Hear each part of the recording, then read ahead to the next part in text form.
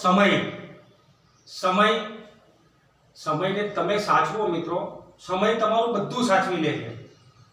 સમયની પાસે એટલો સમય નથી કે તમને સમય આપે. મિત્રો, સમયને આધીન થઈને આપણે જે સમય મળ્યો છે, આપણને જેટલો પણ સમય મળ્યો છે, એ સમયને લક્ષ્યમાં રાખીને તમામ પ્રવૃત્તિઓ મિત્રો આપણે કરવાની છે. હંમેશા પોઝિટિવ અને હકારાત્મક પ્રવૃત્તિઓ કરવાની છે અને સમયની સાથે કદમ મિલાવવાના છે. મિત્રો, પરિવર્તન એ આ સંસારનો એક નિયમ છે અને એ પરિવર્તનને આધીન થઈને, સમયને અનુકૂળ થઈને આપણે આપણી પ્રક્રિયાઓ ચાલુ રાખવાની છે. મિત્રો, તો આજે આપણે એક નવીન ટોપિક સાથે શરૂઆત કરીએ છીએ અને એ છે પ્રતિશત એટલે કે ટકા અથવા તો પર્સન્ટેજ. મિત્રો, ટકા એટલે શું? હવે ટકા એટલે 100ના મૂલ્યથી 100ના આધાર તરીકે ગણતરી કરવામાં આવે તેવી રકમને આપણે ટકા તરીકે ઓળખીએ. કોઈ એક રકમ આપણે લઈએ છીએ અને એવી 4 રકમો પરથી આપણે ટકા શોધીએ છીએ કે 20ના 20%, 500ના 10% અને 1000ના 12.5%. આવી કોઈક રકમો આપણને આપેલી છે. તો મિત્રો, અહીંયા આપણે કિંમત મેળવવાની હોય છે ત્યારે 20 ની નીચે 1 અને આ 20 ની નીચે 100. એ જ રીતે 10 500 ની કિંમત છે તો 500 ની નીચે 1, 10 ની નીચે 100. અહીંયા 1000 ની કિંમત શોધવાની છે તો 1000 ની નીચે 1 અને 12.5 એની નીચે 100. મિત્રો, અહીંયા જોઈએ છે આપણે કે બંને મીંડા ઉપર નીચે મીંડાઓ ઉડી જશે તો એ કિંમત આપણને મળે છે 2 દુને 4.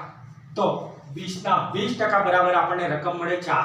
હવે અહીંયા 500ના 10%, ત્યાં પણ બે મીંડા આરામથી ઉડાડો, એક ઉપર અને એક નીચેને આઉટ કરશો ત્યારે એ રકમ આપણને મળે છે 50.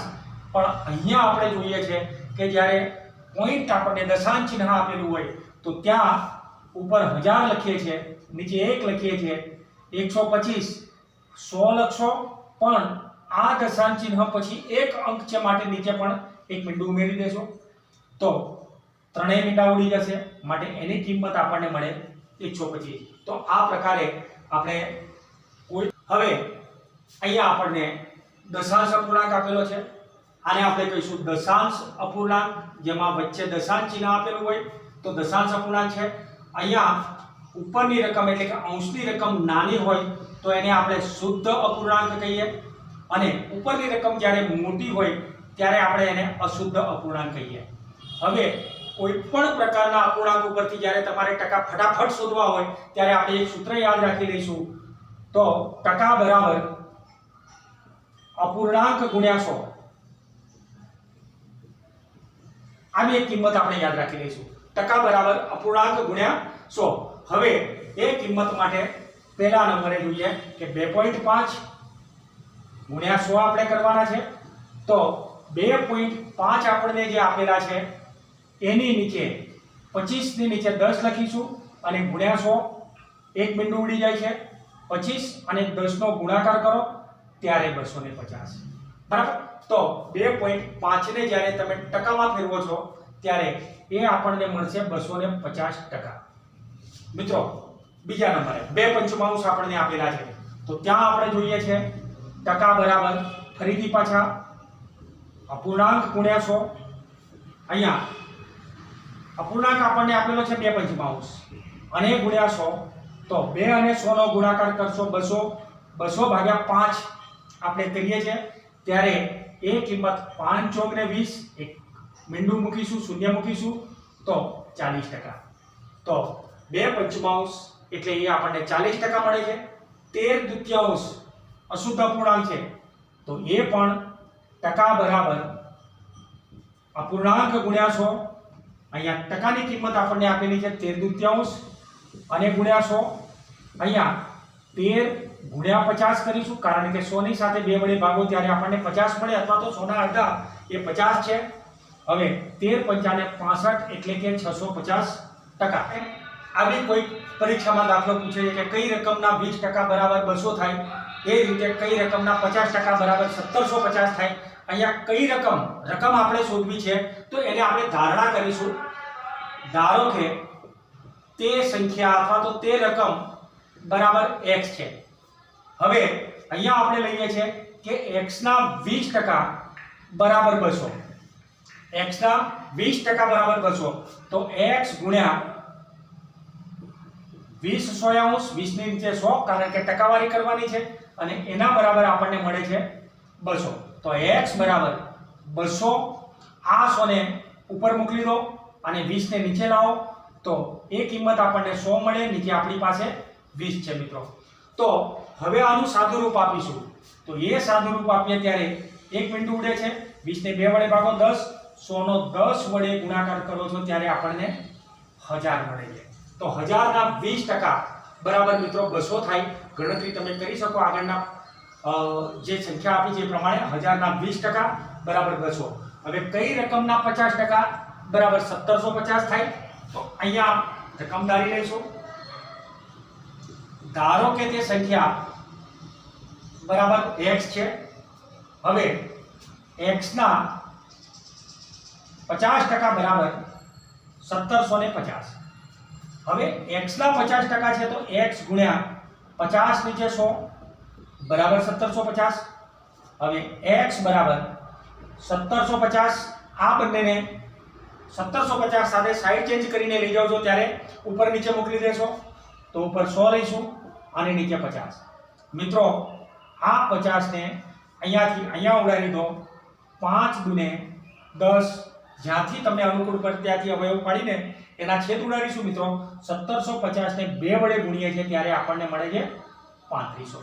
તો 3500 ના 50% બરાબર 3500 ના 50% એટલે કે 3500 ના અડધા બરાબર 1750 આપણને મળે છે. તો ટકાનો વાસ્તવિક ઉપયોગ આપણે કઈ કઈ જગ્યાએ કરીએ છીએ તો ટકાનો વાસ્તવિક ઉપયોગ આપણે કરીએ છીએ એક તો વ્યાજ શોધવા માટે, વ્યાજ દર શોધવા માટે. ત્યાર પછી વટાવ ગણવા માટે.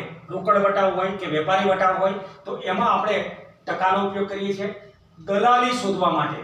જ્યારે ખરીદનાર અને વેચનારને કોઈ વ્યક્તિ ભેગા કરે છે અને એની પાસેથી અમુક રકમ લે છે તો એને આપણે ફી પેટે તો એને આપણે દલાલી અથવા તો આડત તરીકે ઓળખીએ છીએ. તો આ દલાલી અને આડતની અંદર પણ આપણે ટકાનો ઉપયોગ કરીએ છીએ. ત્યાર પછી વળતર, જ્યારે ડિસ્કાઉન્ટ જેને કહીએ આપણે કમિશન, તો કોઈ પણ વસ્તુ ઉપર જ્યારે ડિસ્કાઉન્ટ આપવામાં આવે છે તો ડિસ્કાઉન્ટ ગણવા માટે પણ તમારે ટકાવારીનો ઉપયોગ કરવો પડે છે. જ્યારે તમારે કોઈ કિંમત પર કમિશન લેવાનું હોય તો કમિશનની ગણતરી કરવા માટે પણ ટકાની જરૂર પડે છે. શેર મૂડીમાં ડિવિડન્ડ જે વહેંચાય છે એની અંદર પણ ટકાની જરૂર પડે છે. તો આ તમામ બાબતોમાં આપણે ટકાવારીનો ઉપયોગ કરીએ છીએ. હવે આપણે એક ઉદાહરણ લઈએ છીએ મિત્રો અને એ ઉદાહરણ છે કે તો આપણી પાસે એક રકમ છે કે કઈ રકમનું 12.5% લેખે 2 વર્ષનું વ્યાજ ₹1000 થાય.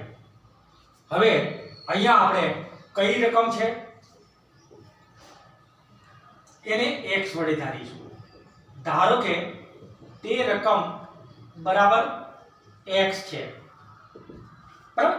હવે આપણી પાસે એક સૂત્ર છે સાદા વ્યાજનું સૂત્ર. તો સાદું વ્યાજ બરાબર I બરાબર PRN ભાગ્યા 100. I બરાબર PRN ભાગ્યા 100. આગળ આપણે જોયું એ પ્રમાણે એને r સ્વરૂપમાં ફેરવો એટલે નિકટમાં લીધું r સ્વરૂપમાં ફેરવો. અહીંયા p શોધવાનું છે તો p બરાબર I ગુણ્યા 100 ભાગ્યા r.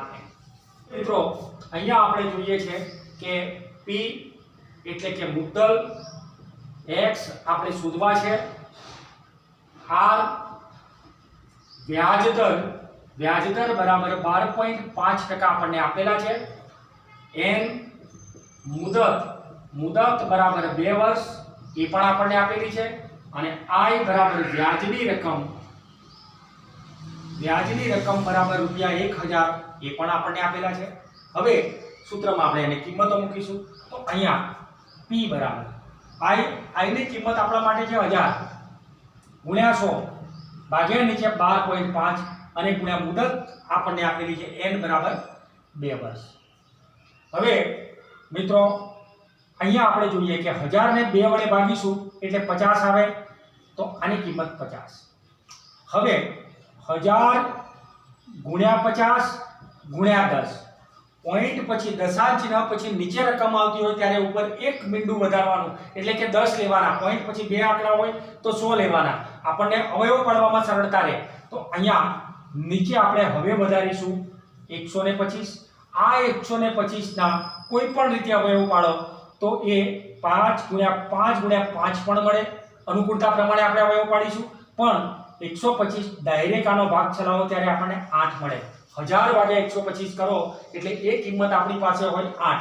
125 અઠ્ઠા 1000.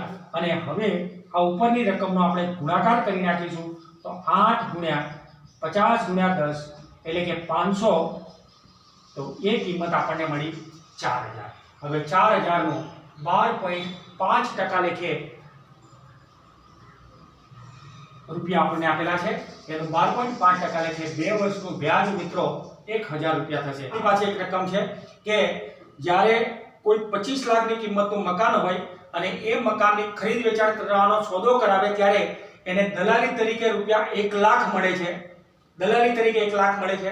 તો મિત્રો ખરીદનાર અને વેચનાર પાસેથી જો સરખે હિસ્સે મેળવતો હોય તો તેને કેટલા ટકા દલાલી મળે? અહીંયા આપણે જોઈએ છે કે મકાનની મૂળ કિંમત બરાબર રૂપિયા 25 લાખ છે. મકાનની મૂળ કિંમત બરાબર રૂપિયા 25 લાખ. ત્યાર પછી દલાલીની કુલ રકમ એટલે કે ખરીદનાર અને વેચનાર બંને પાસેથી મળતી કુલ દલાલી જે છે, તો એ રકમ છે આપણા માટે 1 લાખ. હવે માત્ર ખરીદનાર અથવા તો વેચનાર પાસેથી, કારણ કે આ બંને પાસેથી કુલ રકમ મેળવે છે. હવે ખરીદનાર અથવા વેચનાર પાસેથી મળતી રકમ બરાબર રૂપિયા 1 લાખ જે છે એને આપણે 2 વડે ભાગીશું એટલે એ કિંમત આપણને મળે છે 50,000.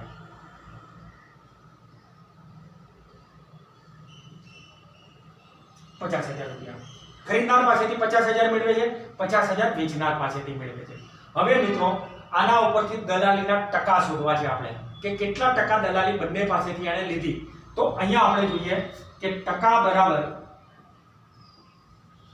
અપૂર્ણાંક ગુણ્યા 100. હવે અપૂર્ણાંકની રકમ આપણે મેળવીશું 5000 ભાગ્યા નીચે 25 લાખ. 5000 અંશ તરીકે લઈશું, 50,000 અંશ તરીકે લઈશું અને છેદ તરીકે આપણે 25 લાખ લઈએ છીએ અને ગુણ્યા 100. એટલે અહીંયા આપણે જોઈએ છે મિત્રો તો 50,000 25 લાખના જ્યારે છેદ ઉડાડીએ છીએ ત્યારે પાછળથી બિંદા ઉડાડો. આ શૂન્યને તમે આઉટ કરશો ત્યારે તમારી પાસે 50 ભાગ્યા 25 વધે છે, તો એ કિંમત આપણને મળે 2% દલાલી. તો એક ખરીદનાર પાસેથી 2% દલાલી મેળવશે. 25 લાખના 2% ગણીશું ત્યારે 50,000 એ ખરીદનાર પાસેથી મેળવશે, 50,000 રૂપિયા વેચનાર પાસેથી મેળવશે અને કુલ દલાલી એને 1 લાખ રૂપિયા મળશે.